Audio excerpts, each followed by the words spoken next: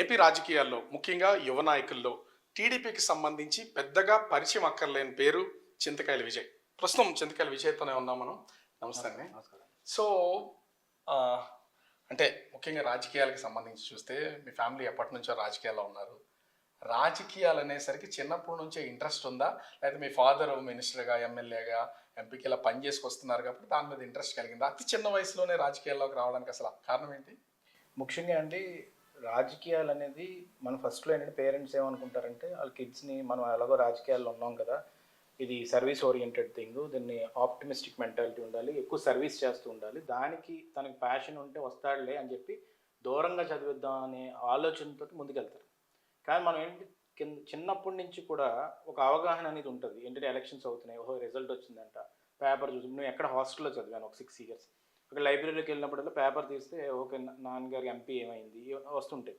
వచ్చినప్పుడు మా ఫ్రెండ్స్ మళ్ళీ డిస్కస్ చేస్తాం. సో ఆ ప్రభావం అనేది ఉంటుంది. ఆ ప్రభావంలో ఏమవుతుందంటే పక్కనున్న గురువులను కానీ వాళ్ళని అడుగుతున్నప్పుడు సో ఐఏఎస్ ఐపీఎస్ వీళ్ళందరికీ కూడా సర్వీస్ సెక్టార్లో ఉంటుంది, కానీ పాలసీ మేకింగ్ అనేది పొలిటీషియన్ దగ్గర ఉంటుంది అనే భావన ఎక్కువ నాకు ఎంఫసైజ్ చేసేవారు. సో దాంతో ఏంటంటే ఓకే ఇది కంటిన్యూ అవుతుంది. కానీ నాన్న ఒకటే చెప్తుండేవారంటే ఇక్కడ డైనాసిటీ ఈజ్ నాస్టీ. ఎవరు కూడా డైనాసిటీ గురించి ఆలోచించకూడదు. ఏదో కొడుకు పుట్టాడు కదా ఎమ్మెల్యే అయిపోవాలి, ఇది రాజరికం కాదు. అసలు ఎప్పుడన్నా మీకు రాజకీయాలకు సంబంధించి ముఖ్యంగా నా తర్వాత నువ్వు ఉండాలి, లేకపోతే మీ అమ్మ ఉండాలి, లేకపోతే తమ్ముడు ఉండాలి, ఇట్లా ఆలోచన ఎప్పుడన్నా మీతో షేర్ చేయడం కానీ, మీరు కూడా రాజకీయాల్లో ఎదగాలి రావాలి అని చెప్పడం కానీ ఎప్పుడన్నా ఉందా? మీకు కలిగిన స్పెషల్ ఇంట్రెస్ట్ అయింది? అస్సలు నాన్నగారు ఆ మాట ఏం లేదండి. ఆయన ఎప్పుడు ఏంటంటే ఆ టైంలోనే 2001లో నేను ఇప్పుడు ఇంటర్మీడియట్ కానీ ఎక్కడికి వెళ్ళినప్పుడు కానీ, లేకపోతే తర్వాత ఇంజనీరింగ్ చదివినప్పుడు కానీ ఒకటే చెప్పేవారు, ఏంటంటే నువ్వు ఎక్కడైనా జాబ్ చేసుకొని సుఖంగా బతికితే బాగుంటుంది ఇది అనేవారు. ఎందుకంటే ఎవరన్నా అదే కోరుకుంటారు, పిల్లలు బాగుండాలని చెప్పి. కానీ ఏంటంటే ముఖ్యంగా నాకు ఈ ప్రభావం పడిన తర్వాత పరిస్థితులు కొన్ని ప్రభావాల వల్ల మేము ఇన్వాల్వ్ అవ్వాల్సి వస్తుందండి. అది అమ్మైనా సరే, తమ్ముడైనా సరే, ఎవడైనా సరే. మొన్న మీకు తెలుసు మేము కావాలని ఇన్వాల్వ్ చేయలేదు. అంత పరిస్థితి వచ్చినప్పుడు నామినేషన్లు కూడా వేయించను అన్నాడు. డెమోక్రసీలో అది ఎక్కడ ఉండదు. అలాంటి సమయంలో ఓకే మా కుటుంబం నుంచి ఒకరు నామినేషన్ వేస్తే మీకు ధైర్యం వస్తుంది అనే ఉద్దేశంతో అమ్మాయి ఇన్వాల్వ్ అవ్వడం. సో పరిస్థితులు అలా తీసుకొస్తాయి అంతే. అసలు మీరు ఊహించారా మీ అమ్మగారు కూడా రాజకీయాల్లోకి వెళ్తారు, అసలు రాజకీయాలు చేస్తారు? ఎందుకంటే ఈ ఫ్యామిలీలో మీ తమ్ముడు మీ మదర్ ఇద్దరు కూడా ఇప్పుడు కౌన్సిలర్లుగా ఉన్నారు. మీరు టీడీపీ పార్టీలో రాష్ట్ర ప్రధాన కార్యదర్శిగా ఉన్నారు. మీ నాన్నగారి గురించి చెప్పవసరం లేదు, స్పీకర్గా పనిచేస్తున్నారు. సో అసలు ఇప్పుడు అనుకున్నారా? ఎప్పుడు అనుకోలేదండి. ఎందుకంటే 95లో మీరు పరిస్థితి ఆలోచిస్తే అప్పుడు ఆర్ఎండ్బి మినిస్టర్ ఉన్నప్పుడు ఎంపీకి వెళ్ళారు. 96లో ఎలక్షన్ వచ్చినప్పుడు ఎంపీకి వెళ్తున్నప్పుడు అమ్మకి ఎమ్మెల్యే సీట్. ఆ రోజు కూడా ఆమె రిజెక్ట్ చేసింది. నాకు వద్దండి, నేను పిల్లల్ని చూసుకోవాలని చెప్పేసి. చాలామంది కుటుంబాల్లో ఇద్దరిద్దరు పోటీ చేశారు, కానీ ఎప్పుడు మనం ఆ పరిస్థితి తీసుకురాలి. మొన్న క్యాడర్కి కానీ పార్టీకి కానీ ఉపయోగపడుతుందని ఏకైక ఉద్దేశంతో, లేకపోతే వాళ్ళ ఎమ్మెల్యేలు పోటీ చేయాలి. కానీ వాళ్ళు తీసుకెళ్ళి నేను రూట్స్లోని కౌన్సిలర్ పోటీ చేయడానికి వాళ్ళు వెళ్ళారంటే అది క్యాడర్ని, నియోజకవర్గాన్ని, అక్కడ మా టౌన్ని, నర్సీపట్నం టౌన్ కాపాడుకోవాలని ఏకైక ఉద్దేశం తప్ప ఇంకోట్లేదు. ఈరోజు పరిస్థితులు మీరు చూస్తున్నారు, నియోజకవర్గాలు మారిపోతున్నారు చాలామంది, కానీ ఆ ఉద్దేశం మేము పెట్టుకోం ఎప్పటికీ మా పుట్టిన నియోజకవర్గం. కానీ 2019 నుంచి 2024 మధ్య అయ్యన్న పాత్రుడు ఫ్యామిలీకి ఒక గడ్డు కాలం నడిచింది అనే దాంట్లో వాస్తవం లేదంటారు? ఎందుకంటే చాలా వరకు ఇబ్బందులకు గురి చేసింది గత ప్రభుత్వం, మీ ఫాదర్ని అరెస్ట్ చేసే విషయంలో కానీ, మీ ఇంటి ధ్వంసం విషయంలో కానీ. ఇప్పుడు ఎక్కడున్నారు అసలు? అప్పుడు మీ సిచ్యువేషన్ ఏంటి? అసలు ఎప్పుడు కూడా చరిత్రలో ఎప్పుడు మేము అంటే మా రాజకీయ జీవితం నాన్నగారు మొదలయ్యాకైనా తాతగారు మొదలైనా మేము కానీ ఎప్పుడు ఇంత వర్స్ట్ పీరియడ్ ఎప్పుడు మేము చూడలేదండి. ఎందుకంటే ఒక నియంత్రణ పాలనలో, ఆ నియంత్రణ పాలన మీ అందరికీ తెలిసిన విషయం, కానీ టాప్ లిస్ట్లో మమ్మల్ని పెట్టుకున్నాడు. ఎందుకు పెట్టుకున్నాడు అనేది మాకు తెలియదు. కానీ ఒకటే నేను ఇంట్రోస్పెక్ట్ చేసుకున్నప్పుడు ఎందుకు పెట్టుకున్నాడు అని ఆలోచిస్తే, ఉత్తరాంధ్రలోని ఫ్యామిలీకి ఒక ఇన్ఫ్లుయెన్స్ ఉంది, ఎట్టి పరిస్థితుల్లో అందరిని ఇబ్బంది పెట్టాలని పెట్టుకున్నాడు. దాంట్లో మనం చూసుకుంటే నా డాటర్ని ఇబ్బంది పెట్టాడు, పిల్లల్ని ఇబ్బంది పెట్టారు, నన్ను ఇబ్బంది పెట్టారు, ఈవెన్ హైదరాబాద్లో ఉంటుంటే అక్కడికి కూడా తీసుకెళ్లారు.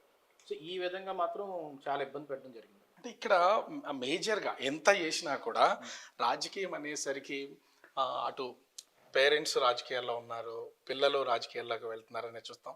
ఏంటి అసలు చింతకాయల అయ్యన్న పాత్రుడు ఫ్యామిలీలో విజయ్కి ఉన్నటువంటి స్పెషాలిటీ ఏంటి? మీ వాక్చాతుర్యమేనా? ఏదో పిట్ట కొంచెం కోతగానం అన్నట్లుగా చిన్న వయసులోనే మీరు చేసిన విమర్శలు కానీ, అంటే అటు స్టార్స్ మీద కూడా చేసినటువంటి విమర్శలు చూస్తున్నాం, ఒక సంచలనం అయిపోయింది. కొన్ని టీడీపీ మహానాడుల్లో కూడా మాట్లాడుతుంటే ఎవరు నేర్పారా, నేర్చుకున్నారా, ఆటోమేటిక్గా మీకున్నదేనా అది? అంటే ముఖ్యంగా అండి నేను ఆర్ఎస్ఎస్ స్కూల్లో చదవడం జరిగింది.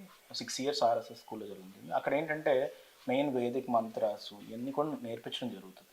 నేర్పించిన తర్వాత మాకు ఒక స్పష్టత అనేది ఉంటుంది. దాని తర్వాత ప్యాషన్ నేను ఇందాకే చెప్పాను. మాకేంటంటే రాజకీయ ఫ్యామిలీలో ఉన్నప్పుడు ఆ అవగాహన ఉంటుంది. మాకేంటంటే ఎన్టీ రామారావు గారి స్పీచెస్ని ఎక్కువ చూసేవాడిని. చూసినప్పుడు ఏంటంటే ఆ రైటింగ్ స్కిల్స్ ఎంత బాగున్నాయి ఏంటి, ఆ స్టెంటోరియన్ వాయిస్ ఉంటుంది ఎంత గట్టిగా వస్తుంది ఏంటి. సో దాన్ని నేను ఏం చేసేవాడిని అంటే కొంచెం ప్రజల సమస్యలప్పుడు 2008, 9 అప్పుడు ఎలక్షన్ అప్పుడే నేను తిరిగినప్పుడు కానీ అక్కడ అవగాహన తీసుకొచ్చింది దాన్ని మళ్ళీ నేను మాట్లాడుతున్నప్పుడు కానీ నాకు అలవాటైంది 2012లో నాకు చంద్రబాబు నాయుడు గారు యువతరంగాలు అని చెప్పి దాని మీద అవకాశం ఇవ్వడం, దాని తర్వాత మహానాడులో అవకాశం ఇవ్వడం ఇవన్నీ జరిగాయి. అయితే మీరు అన్నారు చాలామంది మీద విమర్శ ఇచ్చారు అని చెప్పేసి. నేను ఏ విమర్శ చేసినా మొన్న విజయసాయి రెడ్డి మీద చేశాను, ఇంతకుముందు కొంతమంది మీద చేశాను. ఏ విమర్శ చేసినా ఆ సందర్భం బట్టి ప్రజలు ఏమనుకుంటున్నారో దాని మీద నేను మాట్లాడినప్పుడు కొన్ని కాంట్రవర్సీస్ అవుతున్నప్పుడు నేను కాంట్రవర్షియల్ పర్సన్ అయితే కాదు. నేను ప్రతి కాంట్రవర్షియల్ పర్సన్ అయితే అందరి మీద కంప్లైంట్లు పెట్టుకుంటూ ఇదే బతకాలి. కానీ అలా ఆలోచించలేదు. నేను ఒకటే ఏమనుకున్నానంటే ప్రజలకు మైండ్లో ఏముంటుందో దాన్ని మనం మాట్లాడితే వాళ్ళు మనల్ని ఓన్ చేసుకుంటారు. ఇప్పుడు నేను పదవిలో లేకపోయినా సరే, పార్టీ పదవిలో ఉన్నా కానీ రాష్ట్ర వ్యాప్తంగా కొంతమంది ఏంటంటే విజయ్కి ఒక క్రెడిబిలిటీ ఉందని ఎందుకు ఓన్ చేసుకుంటారంటే అయ్యన్ పాత్ర కొడుకు పక్కన పెడితే నాకు మొన్న పోరాడినందుకు 5 ఇయర్స్లోని నాకు ఒక 50% పైన నా మీద ఒక నమ్మకం కొంతమందికి ఏర్పడిందంటే అది క్రెడిబిలిటీ వల్ల కదండి. సో ఇక్కడ ఇంకొకటి నన్ను ముఖ్యంగా ఈ రాజకీయాల్లోకి వచ్చేసరికి ఎంత ఐటీడీపీలో చాలా అంటే చాలా ఫోర్స్గా ఉన్నారు. ఐటీడీపీ అనే వింగ్ని నడిపిస్తున్న దాంట్లో మీరు కూడా ఒక భాగస్వామి. ముఖ్యంగా చూస్తే అధికారంలో అటు వైసీపీ ఉన్న సమయంలో సజ్జల భార్గవరెడ్డి లాంటి వాళ్ళు కూడా తీవ్రమైనటువంటి విమర్శలు, మీరు వాళ్ళని చేయడం వాళ్ళు మిమ్మల్ని చేయడం, కేసులు పెట్టే వారికి వెళ్ళడం, అరెస్టులు ఏమీ లేకపోయినా కూడా ఎందుకు వారు మీ మధ్యన ఇటు ఐటీడీపీ అటు వైసీపీ ఎట్లా నడుస్తుంది, అసలు ఏం చెప్తారు? సినిమాల్లో డైలాగ్ ఉన్నట్టు నేను ఒక్కసారి డిసైడ్ అయ్యానంటే నా మాట నేను విన్నట్టు నాకు ఒక బాధ్యత కానీ అధిష్టానం కానీ నాకు ఒక టప్ చెప్తే నేను ఎవరి మాట విన్ను. నాకేంటంటే వాళ్ళ మాట శిరోధారి. వాళ్ళు నాకు ఇది చెయ్యి అంటే అదే చేస్తా. కానీ కొన్ని ఆలోచనలు నాయి. ఇప్పుడు సోషల్ మీడియాలో ప్రతిదీ వెళ్ళిపోయి అధిష్టానం దగ్గర ఇది రాయమంటారా అనలేము. సోషల్ మీడియాలో పెద్ద సముద్రం ఉంటుంది. ఆ సముద్రంలోని వాళ్ళు కొన్ని పెట్టినప్పుడు ఆ డిసిప్లిన్ మెయింటైన్ చేయడానికి నేను కోఆర్డినేటర్గా ఉన్నాను.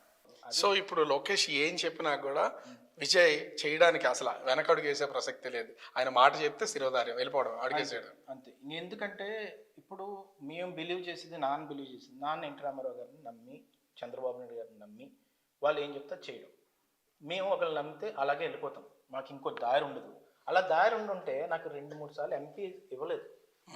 ఇంకో చూపులు చూడమని ఎంతోమంది చెప్తారు. కానీ ఎప్పుడు కూడా ఆ దారిని నేను ఎంచుకోలేదు. నేను ఒకటే ఎంచుకున్నానంటే మా బాస్ అంటే ఒకరిని పెట్టుకుంటా, తను ఎవరు ఏంటి తను ఏం చెప్తా చేస్తా. కానీ కొన్ని నిర్ణయాలు ఉంటాయి నేను నమ్మిని. ఇప్పుడు మనం విజయసాయి రెడ్డితో మాట్లాడాను, నేను ఆయనకు చెప్పను.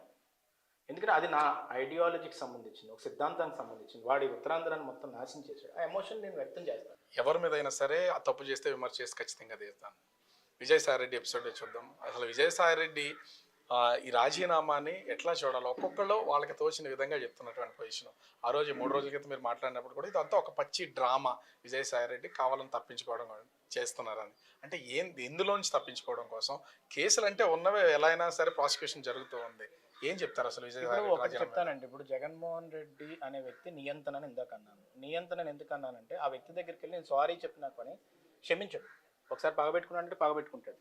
వీళ్ళు ఏమనుకుంటున్నారంటే విజయసాయి రెడ్డి కానీ వీళ్ళందరూ కూడా ఈ టైంలో ఏంటి, నేను రాజీనామా చేసేస్తున్నాను, నేను రాజకీయాల నుంచి బయటకు పోతున్నాను, నా పదవిని మీరు ఎవరైనా తీసేసుకోండి అంటే ఓహో వీడు భయపడ్డాడు, వీడు ఆలోచిస్తున్నాడు అని చెప్పి మేము స్లో అయిపోతామనే ఆలోచనతో విజయసాయి రెడ్డి ఈరోజు ఈ డ్రామా వ్యక్తం చేస్తున్నాడు, ఈ డ్రామా ప్లే చేస్తున్నాడు అనేది క్లియర్ కట్గా అర్థమైపోతుంది. అంటే ఈ రాజీనామా చేసేటప్పుడు కూడా అటు డిప్యూటీ సీఎం పవన్ కళ్యాణ్ కానీ సీఎం చంద్రబాబు కూడా వీళ్ళిద్దరితో నాకు ఏ విధమైనటువంటి విభేదాలు లేవు, మేము ఇది కేవలం రాజకీయం అంటే దాన్ని సరి చేసుకునే ప్రయత్నం చేశారు. అంటే నువ్వు పిల్లల్ని నెడతావు, కొడుకులను నెడతావు, నువ్వు చచ్చిపోవాలంటావు, అన్నీ అనేసి సారీ నేను ఏమనలేదు అంటావు. అంటే ఎలా ఊరుకుంటావు అంటే అది అంటే నువ్వు విమర్శించేవా, నీ మీద రిటాలియేషన్ కాదు. నేను అంటుంది ఏంటంటే నీలాంటి దరిద్రపు డర్టీ పొలిటీషియన్స్ ఈ రాజకీయాల్లో ఉండకూడదు. దాన్ని క్లీన్ చేసేవాళ్ళు. క్లీన్ చేయాలంటే ఎలర్ట్గా ఉండాలి. వాడు డ్రామాలు ఆడుతుంటే డ్రామాకు పడకూడదు. పోలీస్ ఆఫీసర్స్ ఉన్నారు, they will probe and enquiry on it, they will enquiry on that. అథెంటికేటెడ్గా లెజిటిమేట్గా డాక్యుమెంట్స్ పట్టి వాడిని తీసుకెళ్ళి జైల్లో పడేతో పని అయిపోతుంది. విశాఖపట్నం నుంచి ఉత్తరాంధ్ర వరకు కూడా అనేక భూ ఆక్రమణలో కబ్జాలు అవినీతి జరిగిందనేది మీరు ప్రతిపక్షంలో ఉన్నప్పుడు కూడా చాలా విమర్శలు చేసినటువంటి, మరి ఎందుకు ప్రాసిక్యూషన్ కానీ ఇప్పుడు కేసుల విషయంలో కానీ ఎందుకు ముందడుగు వేయట్లేదు? ఇప్పుడు స్టార్ట్ అయింది కదండి, అదే చెప్తున్నానండి. ఇప్పుడు స్టార్ట్ అయింది కాబట్టే ఇప్పుడు సిస్టమ్ అంతా ఇప్పుడు సెటిల్ అయిందండి. అందరూ కూడా వాళ్ళ వర్క్లో వాళ్ళు ఉన్నారు, భయపడుతున్నారు, అధికారులు భయపడుతున్నారు. ఇంతకుముందు అధికారుల పరిస్థితి ఏంటంటే చేస్తావా చేయవా ఏమనుకుంటున్నారా ఇలా ఉండే. మళ్ళీని సంపత్ వినాయకుడి కోయిల్ తెలుసు కదండి, నేను ఇది చెప్పడం మర్చిపోయాను, ఎవరికి తెలియదు ఈ విషయం.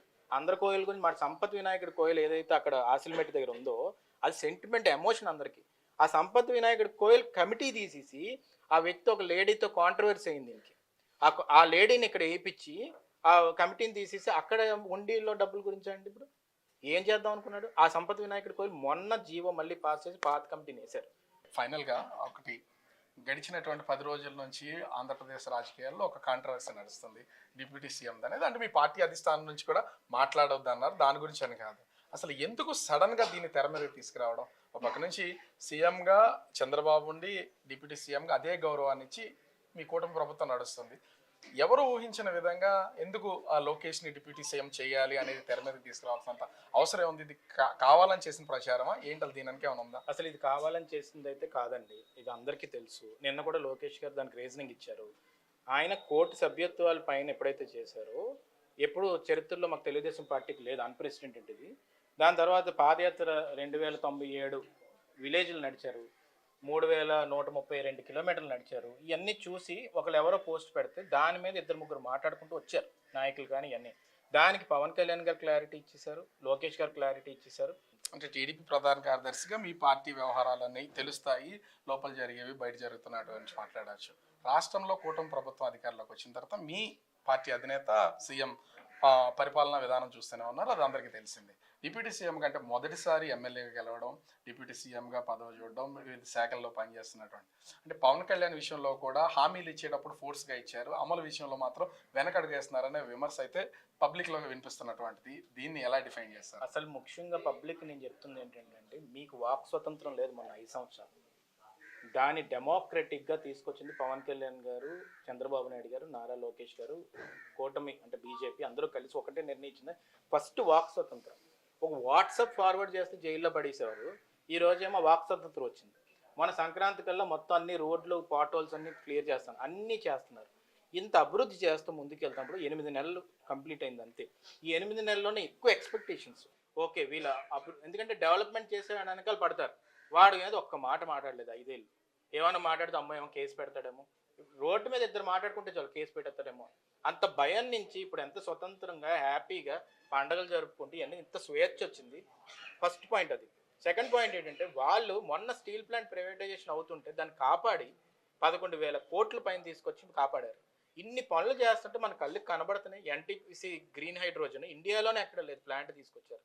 ఇక్కడ నెపాన్ స్టీల్ ప్లాంట్ తీసుకొస్తున్నారు. ఇంకేం కావాలి మనకి? సో నేను ఏమంటానంటే, ఫార్వర్డ్గా వాళ్ళు చెప్పిన పనులు మన పవన్ కళ్యాణ్ గారిని మనం అప్రిషియేట్ చేయవలసిన ఒక విషయం ఏంటంటే, ఎక్కడో కొండ ప్రాంతాల్లో ఎవ్వరు వెళ్ళలేని దగ్గరికి ఆయన నక్సల్స్ ప్రాబ్లం ఉంటుంది, మనకి ఇక్కడ ఛత్తీస్గఢ్లోని ఎన్కౌంటర్స్ జరిగాయి అన్నా కూడా వాళ్ళు వెళ్ళి అది చేశారు. సో కాబట్టి మనం వాళ్ళని విమర్శించే హక్కు కానీ ఆ స్థితిలో కానీ ఎవరూ లేవండి. నేను పబ్లిక్ తరపున నేను పబ్లిక్తో మాట్లాడుతుంది ఏంటంటే, మనం కొంచెం పేషెన్స్ ఉంచుకొని అన్ని హామీలు తీర్చేకే వాళ్ళు ముందుకెళ్తారు. లేకపోతే స్టీల్ ప్లాంట్ 8 నెలల్లో క్లియర్ అయిపోవడం ఏంటంటే, అంత పోరాడపోతే జరగదు. ఫైనల్గా నా లాస్ట్ క్వశ్చన్, మీరు ఆల్రెడీ ఒక క్లారిటీతో ఉన్నారు, రాజకీయాల్లో నేను ఖచ్చితంగా ఢిల్లీ రాజకీయాలు చేయాలి, పార్లమెంట్కి వెళ్ళాలి, ఇక్కడ మొత్తం సమస్యలన్నీ కూడా పార్లమెంట్లో వినిపించాలని. మీ తండ్రి వారసత్వం ఇక ఈ నియోజకవర్గానికి సంబంధించి మీ తమ్ముడిని కూడా స్ట్రీమ్ లైన్ చేస్తారా? ఏంటి అసలు ప్లానింగ్? ఇది ప్లాన్ ప్రకారంగా జరగదండి. నేను ఇందాక కూడా చెప్పాను, సందర్భాలు అక్కడ ఉన్న పరిస్థితులు సిచ్యువేషన్ తీసుకొస్తాయి. మా తమ్ముడు కౌన్సిలర్ అవుతాడని నేను ఎప్పుడైనా ఊహించలే. అక్కడ క్యాడర్ ఎవరన్నా కానీ నామినేషన్ వేయడానికి కూడా ఆ రోజుల్లో భయపెడుతుంటే, ఓకే తమ్ముడు అమ్మ ఉంటే వాళ్ళందరూ ధైర్యంతో ముందుకు వస్తారు. ఆ రోజు సిచ్యువేషన్ బట్టి మేము డిసైడ్ చేయడం జరుగుతుంది తప్ప ఇంకోటి కాదు. కానీ ఒకటైతే గుర్తుపెట్టుకోవాల్సింది ఏంటంటే, ఇక్కడ మేము పుట్టిన ఊరు, ఇక్కడే నేను పుట్టాను, మా తమ్ముడు కూడా ఇక్కడే పుట్టాడు. ఏంటంటే అప్పుడు ఎమ్మెల్యే ఉన్నా, మంత్రి ఉన్నా, బయట ఎక్కడ డెలివరీలు అయి ఉన్నా అవుతాయి, కానీ మా ఊర్లోనే మేము పుట్టాం. కాబట్టి ఈ ఊరిని మేము ఓన్ చేసుకుంటాం. ఓన్ చేసుకున్నప్పుడే ఫ్యామిలీ మొత్తం దిగాం. ఎక్కడన్నా మీరు ఎమ్మెల్యేలు మంత్రులు చూస్తే ఆ వ్యక్తే ఉంటారు. ఇప్పుడు ఎవరన్నా మంత్రి మీరు వెళ్తే ఆ ఇంట్లో మంత్రి గారినే కలుస్తారు, కానీ ఇక్కడికి వచ్చే ఫ్యామిలీ అంతా కలుస్తారు. ఎందుకంటే కుటుంబం లాగా మేము చూసుకుంటాం. కానీ మాకేంటంటే అప్పటి నుంచి ఇప్పుడు దాకా అంటే మా ఊరు మాకు ఇష్టం, మేము ఇక్కడే ఉంటాం, మేము దీని ప్రకారంగా చేసుకుని ఆ టైంకి తెచ్చుకోం. ఓకే విజయ్ గారు, all the best. Me future plannings కూడా ఢిల్లీ వరకు వెళ్ళాలనుకుంటున్నారు, సో మొత్తం అంతా చేస్తున్నారు. ఓవరాల్గా చూస్తే అటు టీడీపీ ఆ పార్టీ పదవులే కాదు, నాకు ఖచ్చితంగా ఒక క్లారిటీ ఉంది. లోకల్ రాజకీయం కంటే మా ప్రాంత అభివృద్ధి కోసం ఢిల్లీలో రాజకీయం చేయాలి, పార్లమెంట్కి వెళ్ళాలనేది నా ఫోకస్. దాని మీద నేను పూర్తి స్థాయిలో ఫోకస్ పెడుతున్నాను. ఎప్పుడు ఎవరు ఎలాంటి కేసులు పెట్టినా దేనికి భయపడేది లేదు, వెనుతిరిగేది లేదని చింతకాయల విజయ్ చెప్తున్నటువంటిది అయితే కనిపిస్తుంది. For more videos like this, subscribe Big TV channel.